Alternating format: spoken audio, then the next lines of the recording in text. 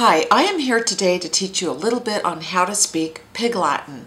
This is going to be a very quick tutorial on how to structure a sentence and the very general rules about Pig Latin. I am not an expert in Pig Latin, but I speak it. So, ude, uye, ixpe, igpe, atenle, do you speak Pig Latin? If you answered no to that, then this video is for you. So, a quick history on Pig Latin. It originated in the Middle East, and I think that some 10,000 years ago, that's all they were speaking was Pig Latin. And then it made its way across the Atlantic, and I think it came over with the Pilgrims. When the Pilgrims landed in Plymouth Rock in Massachusetts, that's what they were speaking. Also, I'm not sure if it was before or after the Pilgrims, but the people that were aboard the Nina, the Pinta, and the Santa Maria, they also were speaking Pig Latin. And then one day, I think it was around the time of, I don't know, turn of the century, one of the centuries, everyone said, okay, we're not going to do Pig Latin anymore. It just seems so politically incorrect to do that. And so we're going to break it down and we're going to turn it into English. And that's where English started. And I'm pretty sure that it was on the East Coast.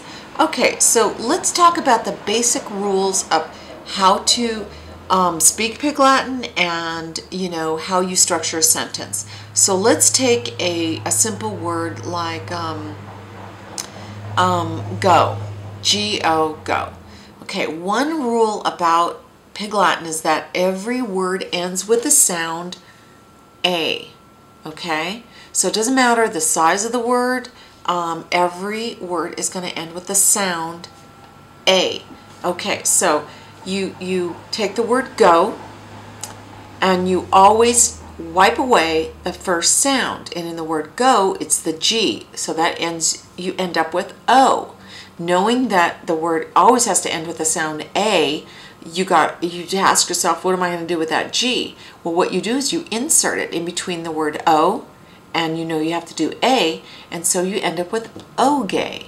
So if you take the word go, oge. Take the word do, ude. Let's look at a little more complex word like with, and you take away the sound of the W and you end up with ith. So you say ith, you put back the W after that, ith way. So let's take a sentence, do you wear a hat? So we have ude, uye, airway, a, adhe. Now sometimes you get thrown a curve in there. I think that when the Pilgrims sat down at the table with the candles and they're like, okay, what are we going to do with words that have just one letter to it, like a, or begin with a vowel like it. So you have to be creative, and once you get really good at it, you are going to know, it's just going to come by reflex to say, I go to school, I-A, oge, ute, ulske, or I wear hat, I-A, airway, A-A. You could say A or A-A, at hey. So there really isn't anything more to Pig Latin than what I just laid out right there.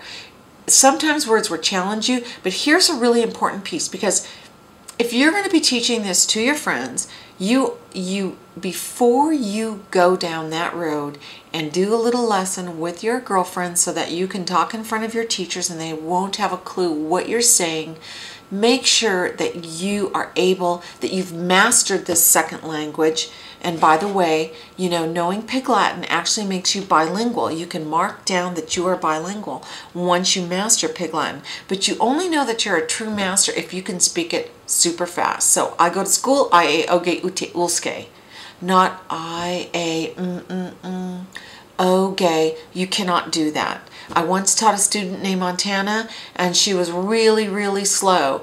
And it's like everybody's going to go, I don't want to do that language. I don't want to learn that language. I think I'll just take up a different language like Mandarin or something like that. So make sure that you are really, really fast, that you can put together a full paragraph, impress your friends completely by learning this new language so quickly, and then you will be the go-to person when your friends want to know exactly how you speak Pig Latin. So Eg may it a udge a day, make it a good day, and I wish you well in learning your new language.